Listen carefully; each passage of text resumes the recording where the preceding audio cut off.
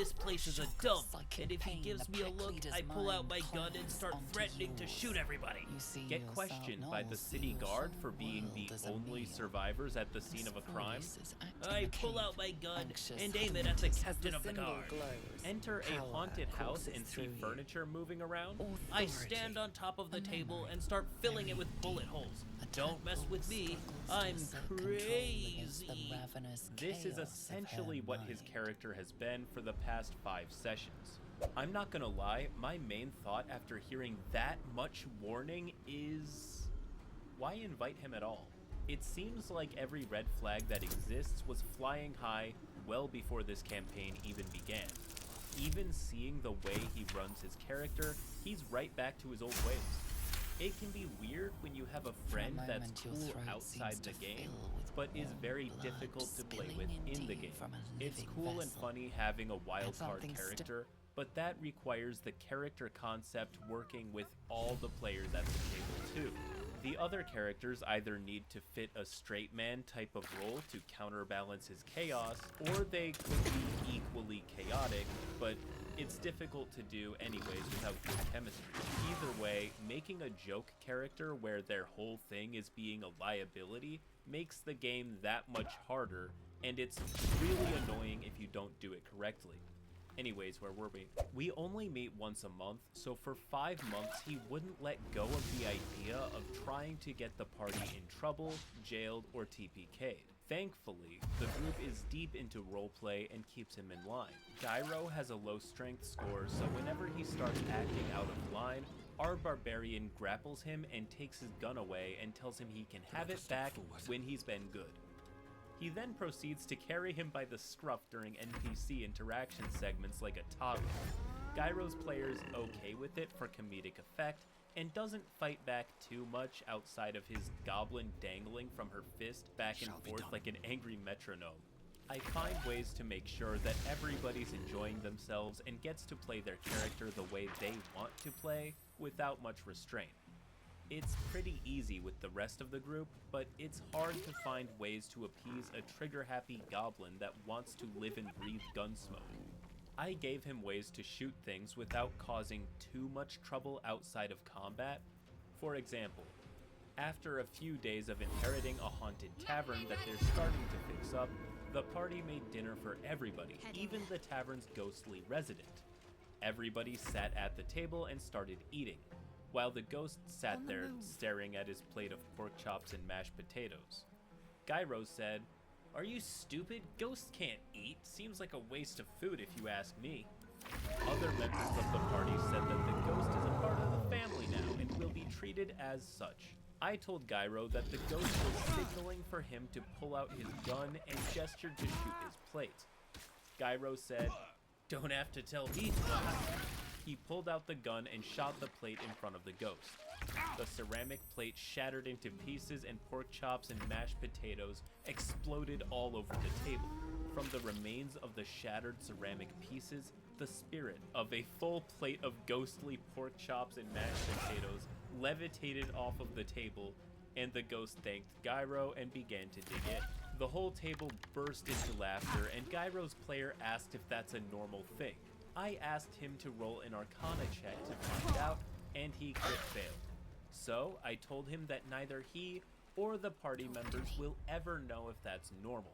From that moment on, the goblin's need to shoot things has been scaled back by his daily dose of shooting fully cooked meals for the tavern ghost. But it still didn't sate his appetite of being evil. He will still not get along with the other party members in character and be a right bastard of threatening random people and getting away just in time before the city guards arrive. We now find ourselves in the downtime chapter for the first act of our campaign.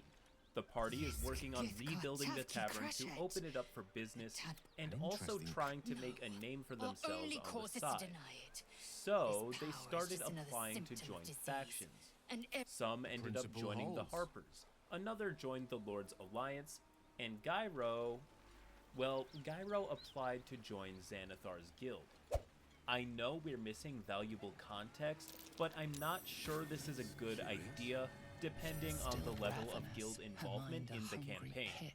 The PCs belonging to 3 guilds can work, but if the guilds are going to be a central part of the game, issuing missions and commanding major parts of the story, then it ideologically splits the party 3 ways and just begs for conflict. This isn't a major criticism, but they say never split the party. While not always true, it is worth thinking about when you divide the party's motivation. Imagine if each guild gives a quest. Does everyone have to follow the quest that only pertains to 1 or 2 members? Or does everybody take a break while the involved members do their thing? But whatever, I'm gonna hand wave that. I'm sure that the DM has a plan for all of this, and I'm just being weird about it. What I do want to talk about is how I like the DM's effort to fix Gyro's problem by leaning into it. You want to shoot and destroy things? Totally fine, sure. Here's a way you can do that doesn't throw the game for everybody else. It's a good tactic and can fix a lot of problem players. He didn't want the other players to know what he was up to, so he met with a faction representative at the docks at midnight. He was informed that his job was to loot a Zentarim warehouse, burn the warehouse down, and leave no witnesses behind. He wanted to make sure that none of the other party members sabotaged this mission for him because they're goody two-shoes, so he decided to kill some time for the rest of the day. This was the turning point of his character. I want to go to a brothel, Gyro said. The table fell silent. Now, before we go any deeper into the story, I knew that there were players in the group who typically make promiscuous characters, but they've always been the sort to simply be satisfied with getting romantically involved with an NPC and fade to black. But never in the history of them playing together has Gyro's player ever done anything remotely close to this. He apparently just screws around as that guy until he either dies or gets bored of the campaign. Gyro and I know each other in real life. We like to mess around with each other and give each other a hard time, so I'm sure that he's doing this to mess with me. The problem is, I like to take a yes and improv approach to GMing.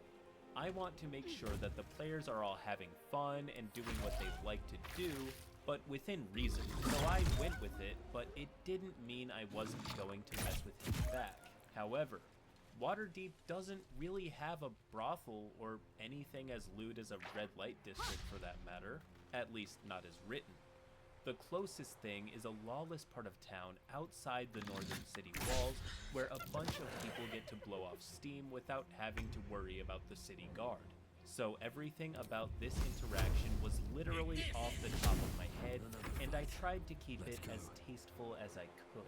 I tell Gyro that outside the city walls, he sees a 1-story wide building with bars on the outside of all of its windows. And it had a sign hanging out front that looked like it originally said, "The Maiden," but the word Frosty was carved in between the words. As he walks in, he's in a small room where there's a doorway with a long curtain in front of it, and a few feet next to the curtain was a scruffy, balding dwarf with his feet kicked up on the desk, and he was ogling through a magazine of old dwarven schematics. And he wolf whistles. "She's a dirty girl, she is. Welcome to the Frosty Maiden. What can we do for you?" You got any girl goblins? Gyro asked. "Only dead ones." The dwarf scratched his armpit. Gyro was confused, as were the rest of the players. Alright. I'm not really into that sort of thing. Got anybody who's alive? Gyro continued. "None for the past 40 years, I think. Tell me what you like and I'll fetch you whatever you want from the lot," the dwarf said without looking up from the schematics. Look, I know I'm a goblin and we're not known to be decent, but I've got my limits. Gyro was starting to regret coming here. The dwarf looked up at him and said, "I see, you ain't heard of the Frosty Maiden. Why don't you take a peek behind the curtain and it'll all make sense to you." Gyro hesitantly took a peek behind the curtain to find a long hallway with a bunch of doors leading to private rooms and a variety of very beautiful, ghostly windows flying down the halls and through the walls and closed doors. Oh, that's a lot less bad than I thought it was. Are they happy living like this? Gyro asked. They ain't living, mate. Their happiness ain't my concern. Yours is. And I never heard a complaint from them, nor the customers. Now, you buying a good time or what? The dwarf pressed him for a decision. Sure, I'll try anything once. How much for an hour of your best one? Gyro happily said. That'll be 10 gold. He took out the 10 gold from Gyro, knocked on the wood panel behind him,